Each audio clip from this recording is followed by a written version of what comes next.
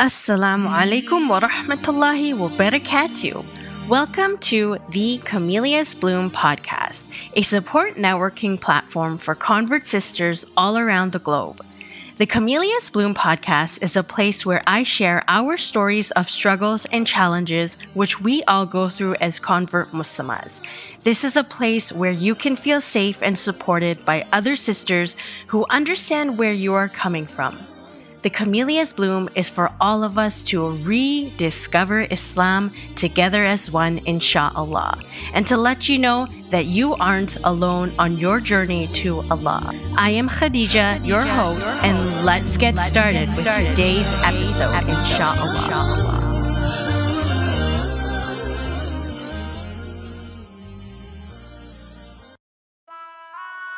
Hello everyone and welcome back to this week's episode 30, alhamdulillah. Thank you again for tuning in, and I hope everyone is doing well, inshallah, and had a chance to check out last week's Blooming Letters of Love with Sister Sabra. If you haven't checked it out, please go ahead and do so. So let's get started with this week's episode. Grab your cup of halal goodness and let's welcome Sister Stacie.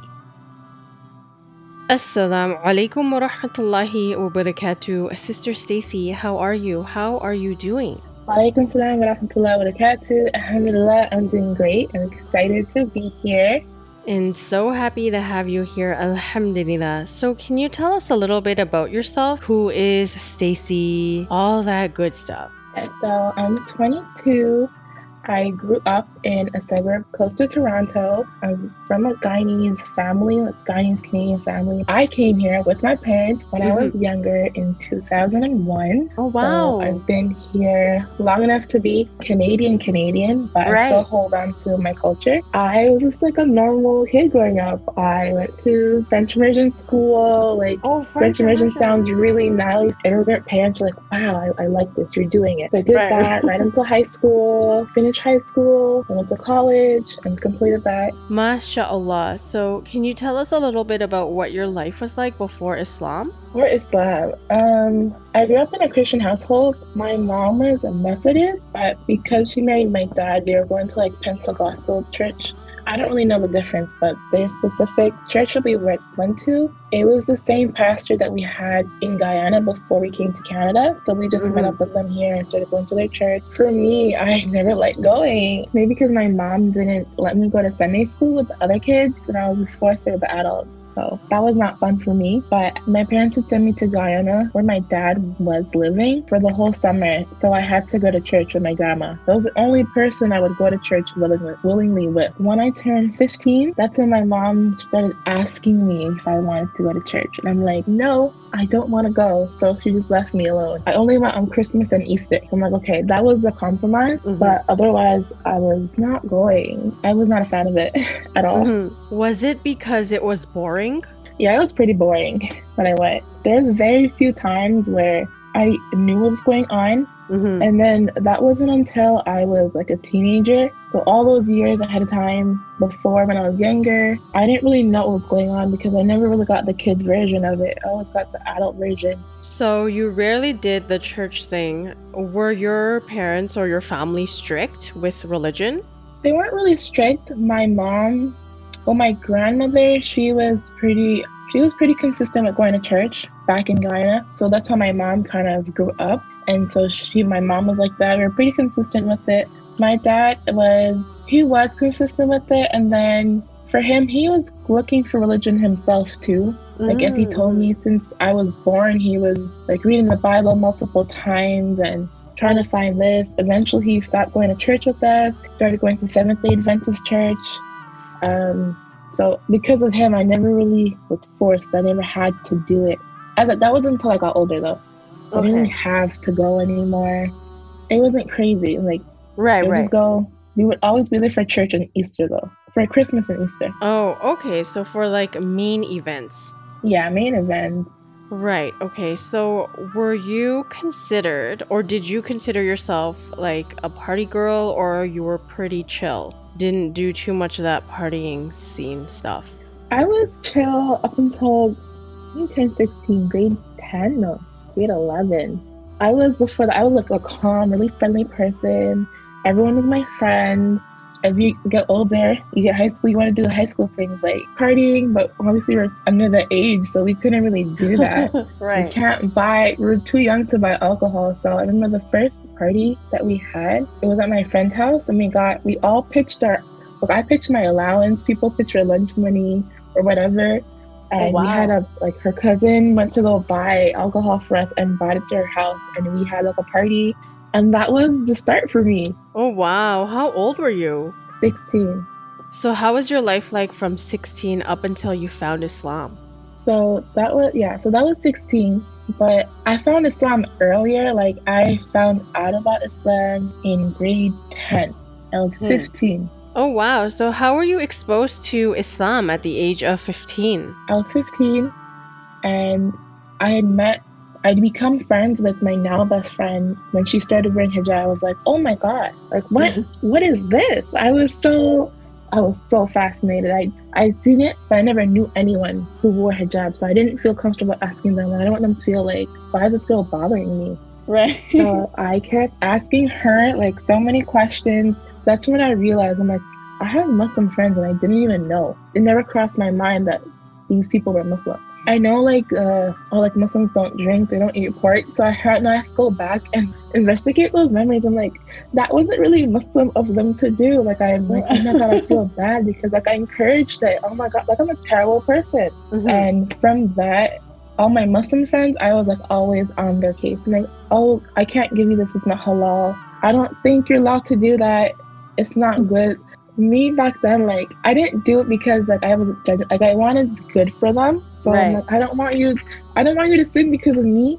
I don't want that heat. I don't want that pressure. Like, I don't want you guys to do anything bad. Yeah, so that was my introduction to Islam. It also did help that my hospitality teacher at the time, I didn't know until a little bit after. He's also a Muslim convert himself. Yeah, and I was in the classroom with my favorite teacher, and I was waiting for my best friend because they're having an MSA meeting, Muslim Student Association. And he's like, oh, because I was just sitting in the back of the room waiting. I didn't want to intrude. But he's like, Stacie, you should come. You should join the MSA. So I did. I joined the MSA. And at the time, like, people were like, why is this non-Muslim girl in the MSA? Not the people in MSA, but my friends were like, why are you in MSA? You're not Muslim. I'm like, I know, I like it. I enjoy it. Like, they're nice people. There's food. So, like, why not? Right.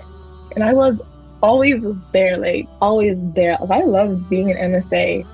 So I stayed in MSA until I finished high school. And that was like the first time I heard Muslims talk about like religion, like freely. Right. Other than that, I wouldn't hear it nowhere else unless it was online. So that was my introduction to Islam. Wow, MSA in high school? That's nice. MashaAllah. So what grade were you in? Grade 10, yeah. So you were exposed to Islam during your high school years. So fast forward, what led you then to, take that step to become Muslim? So initially, like, around that same time period, my grandmother had passed away from my mom's side. So like death was really on my mind. So I'm like, oh my God, like before I never experienced that so close to me. So I'm like, oh my God, like what happens? Like when you die, like how can I, like, is there heaven? Is there hell? Like, how can I guarantee I go to like have a good afterlife? Like, how do I do that? So that kind of propelled me into like looking into religion, not really look into it, but long for religion. So I remember praying like, God, if you're out there, just let me know, like put me to you. I don't know how, I just need something. I don't know what it looks like, but I just need something. That kind of propelled me to learn more about it, and as well as hijab. Like I was so fascinated. That's what kind of drew me into like reading about it, learning about it, listening about it. And then I remember it was the summer after. It was 2015, the summer of 2015. I wasn't working, so I was just at home during the summertime.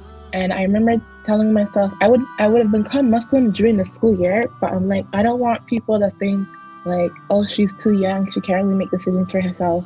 And I'm like, if I become Muslim, that means I can't marry a non-Muslim. Like, why would I limit myself like that? Right. Why would I do that? So I'm like, okay, Stacie, like, there's Muslim men. I'm like, okay. Once I got over that, I'm like, okay. And then I told myself, okay, if I marry a Muslim guy, then become Muslim after that, my family will just think it's because of him. So I'm just gonna do that. But Right.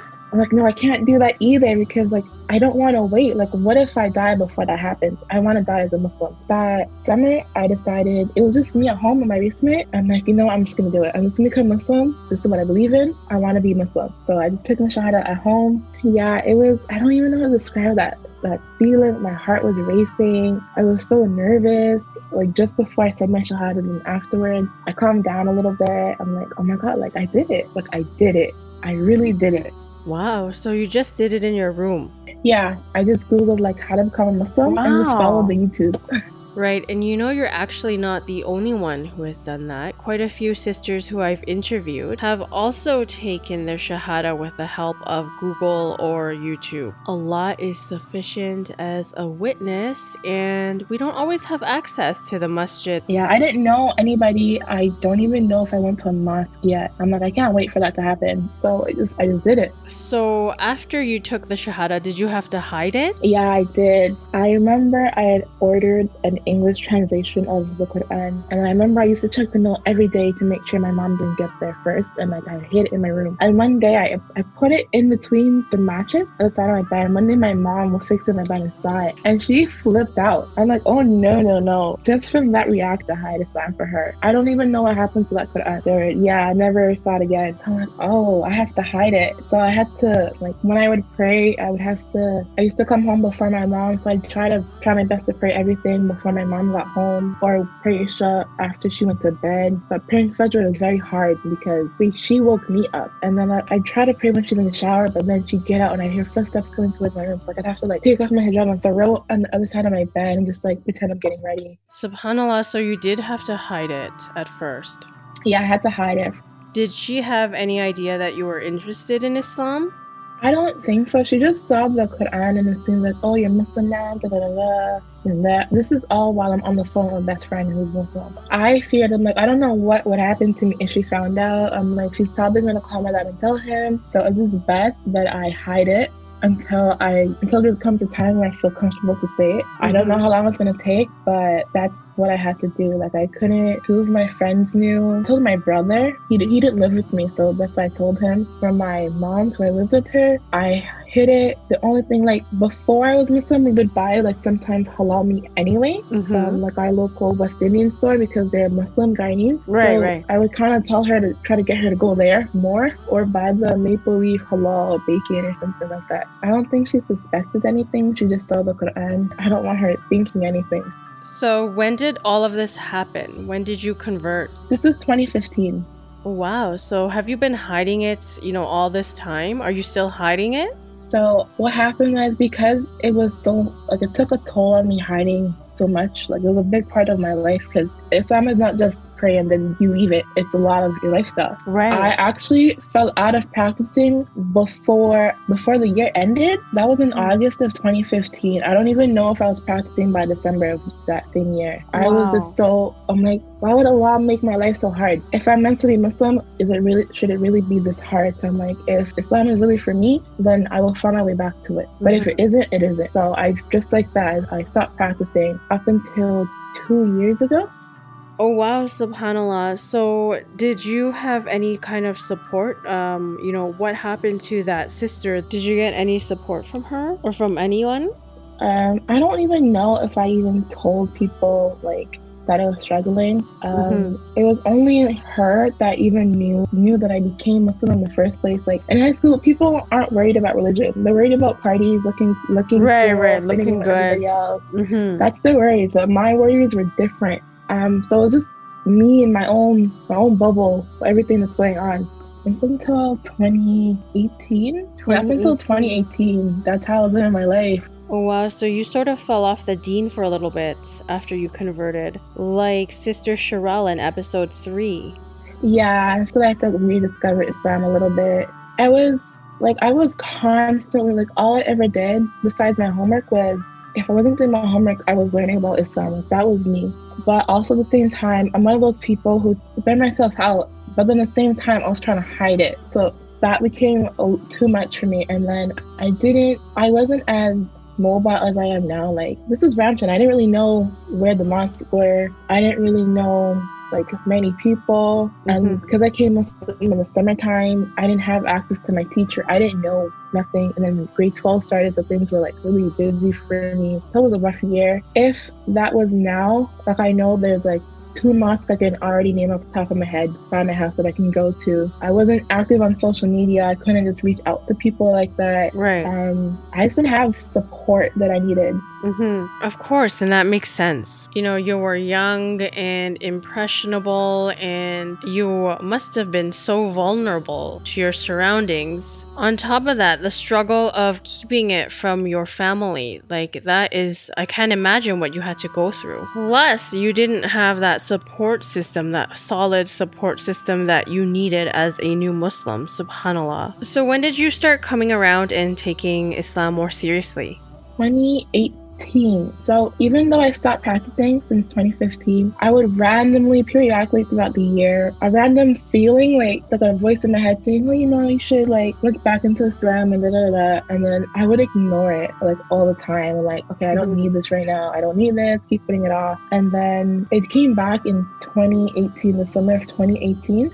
And at that time, I'm like, okay, if this keeps coming back, and it's been coming back to me for the past like 2 to 3 years, maybe I should listen. So I did. So wow. I started by just praying again. Wow, subhanAllah. Can you tell us a little bit more about your journey with prayer? Praying on time was hard because I used to have to wait until I can get a space and time where I could pray in private, which was very hard. But I didn't want to burden myself like I previously did. So I'm okay, one step at a time. Right. So I'm going to start with praying. Okay, let me start praying, then become consistent with it, and then make it part of my routine where, like, if I miss it, I wouldn't feel right missing it. Okay, so I did that. And then I started working at Lush for the second year. I was still new to practicing the second time around, so I wasn't really confident in my Islam. So like, I didn't ask to go pray, even though I knew there's a prayer room. I would just wait till I got home, pray at everything that I missed at one time. It's like really hard to do because it just makes you not want to pray. So I had this coworker, and he randomly asked me one day, like, oh, like, are you Christian? I'm like, no, I'm Muslim, but I'm a convert.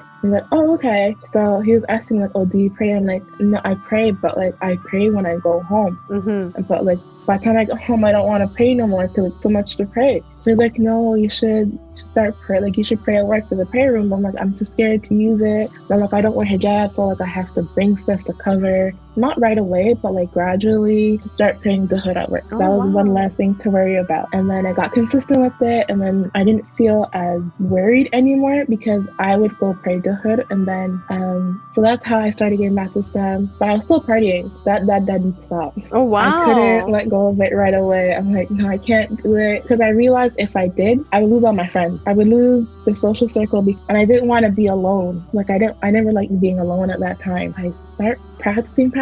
I was practicing by myself. I don't have nobody to practice with. It's just me alone, and I didn't want that. So it wasn't until December of 2018 that I really started partying. Like, I remember the day and everything, and that's when I stopped. SubhanAllah, your story is very similar to Sherelle, as I mentioned before. And this just shows us how common it is for a new Muslimah to fall off the deen because they lack that support system, you know, in the initial stages of their conversion. I think it's very important for us to learn from this experience, from Stacie's experience, that we, you know, when we see a new Muslim, we really need to try our best to offer them our support. And of course, remembering that offering support is different from forcing things down their throats and overwhelming them with information. So Stacie, you just quit partying just like that, subhanAllah. It's like that. I never went back to partying. I never went back to drinking. Like, to this day, I have like the image in my head of the last time I went out. Like, I have it like right in my head. Like, I know exactly where it was, who I was with. Wow. I remember everything. By January of 2019, I went back to school for my third semester of school. And by then I'd already been consistent with praying. So I'm like, okay, there's a prayer room at school. Let me go use it. Thing was, I didn't wear hijab. So like I have to carry extra stuff in my bag. So I would like put the scarf on my neck and wear a cardigan. That way I can pray. But I'm like, okay, I don't really feel comfortable putting in jeans. Okay, so let's wear like a skirt or something. By the end of that first or second week of school, I was already wearing hijab. Like that's how I started wearing hijab. So everything ended up being super gradual. Yeah, I had to be super gradual. I was scared of doing what I did previously. Right. So would you say things got easier once you started practicing in 2018? I had to overcome some humps first, which was telling my family. My mom, I live with her. She started because I live with her, so she sees me in hijab. She didn't say anything at first. Telling my sister and my dad was very hard for me. My dad was not happy at all. He was not happy. Right. Can imagine. And I had to see him pretty soon after he found out. And I didn't tell him I was wearing hijab. I had to go to the airport to pick him up. So I'm like, I don't know how it's gonna go. But we're at the airport. It's public. There's police there. My stepmom's gonna be there. So if anything happens, I should be okay. So alhamdulillah, everything was fine. He embraced me. I was so stressed out about it. I was so stressed out about telling my family my grades at school were starting to be affected. It was that. I was that stressed. But alhamdulillah, I overcame that. Gradually, a bit more, my family, they found out I was Muslim. But by that time, I didn't even care if they knew or not. If my mom was okay with me being Muslim and she didn't say nothing, I was okay, right? And since then, it's just a matter of, because I was a broke college student, I don't have money to buy modest clothes. I was just wearing jeans and a sweater with a scarf, and they're like, okay, that's the outfit. But alhamdulillah, since then I have gotten better, trying to wear like abayas and skirts. So in 2018, when you decided to take Islam seriously, did you end up repenting? Yeah, the first thing I searched was like, okay, so like, how do I make tawbah? Like, because I don't even know if I made it correct, but my intentions were, how do I ask Allah for forgiveness for being astray for so long? Because I didn't stop believing in Allah, I just stopped practicing.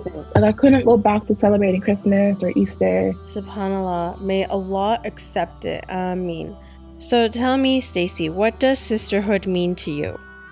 Sisterhood is very important. Even though right now I'm still struggling with it because I've had to force myself to be more out there. Right. Like, no one's going to find me from just sitting at home all the time.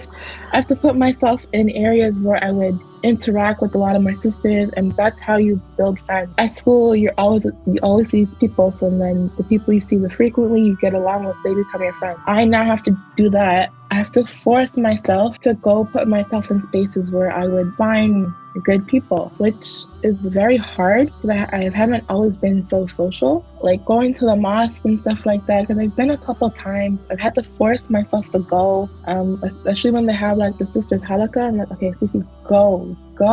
But because most sisters there, they already know each other. They have their group. Someone come in who knows absolutely nobody. It just feels like you're kind of intruding, but you don't really fit in there. Right, especially for someone who is more shy and more introverted. Yeah, exactly. So I'm like, I will just sit there the entire time and not say a word to anybody. But I have to force myself to like converse with people so that I don't want people thinking like, oh, who's this person? They just keep themselves. Force myself to be friendly. And you never know. I've met some, alhamdulillah, I met some good sisters so far, but that was the beginning of the pandemic. And then, so that was very hard for me.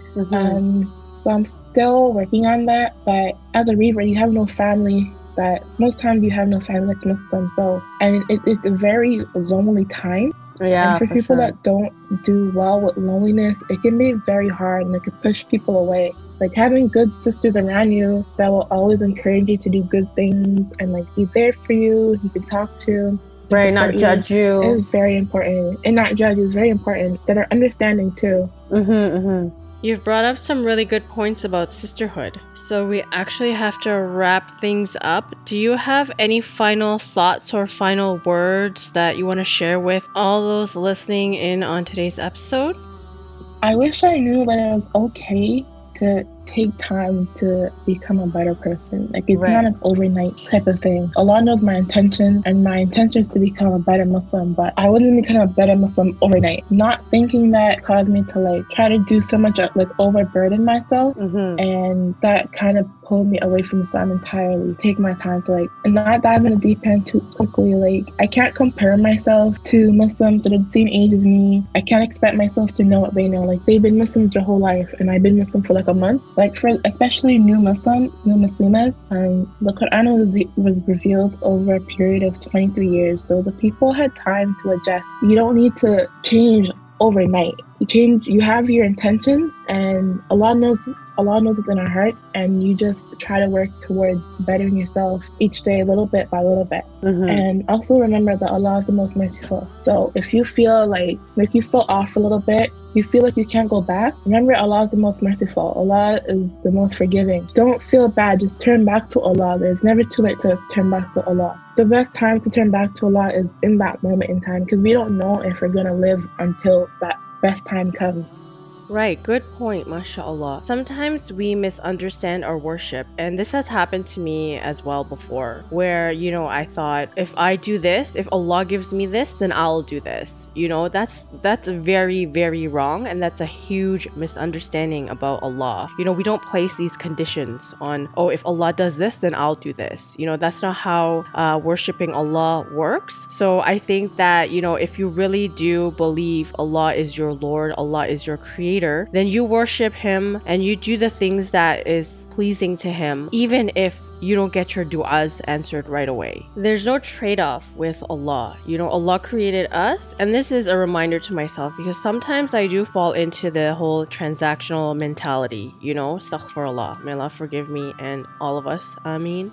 And I just have to always remind myself that Allah created me. My purpose in this life is to worship Him alone. And it never said, worship Allah only if He gives you this or that. It's just worship Allah. Allah is my creator, my Lord. I will return to Allah. And that's it, So we shouldn't base our worship on conditions, for example, like, I'll start wearing the hijab, or I'll start praying when I get married. Who knows if we're gonna even see that day, subhanallah. Yeah, it's that being right. Like, who knows if it's written for us to get married in the first place. Right, exactly. So anything else to add? Yeah, don't be afraid of being alone. For a lot of new Muslims, you're usually the only Muslim in your family, or maybe the only Muslim you know. But especially Eid, my first couple of Eids, even though I wasn't practicing, they were still hard for me. Just seeing people on Snapchat, Instagram, spending time with their families, celebrating Eid, going to the masjid, that was hard, because I'm like, I don't have nobody to do that with. But I don't know where I saw it, but I remember seeing something along the lines of, don't feel bad that you were spending all this time alone. Treasure it, because maybe down the road, life gets so busy, you get married, you have kids, you never get this time again. You never have the time to work on yourself again. Utilize this alone time that you have to better yourself, learn Arabic, learn the Quran, learn more about Islam, and inshallah you'll be okay. Inshallah. Jazakallah khair again, Sister Stacie, for joining us today and sharing your story with us. I hope everybody enjoyed it, inshallah. And there you have it, ladies. This is Khadija and Stacie signing off. Assalamualaikum wa rahmatullahi wa barakatuh. Walaikum salam wa rahmatullahi wa barakatuh. Thank you everyone for tuning in on today's episode. Please make sure to follow me on Instagram and join the community over at thecamelliasbloom.podcast. If you have feedback, or you want to be a guest on the show and share your story, or even if you just need some support and you just need someone to talk to, please don't hesitate to email me at thecamelliasbloom.podcast@gmail.com. Assalamualaikum wa rahmatullahi wa barakatuh.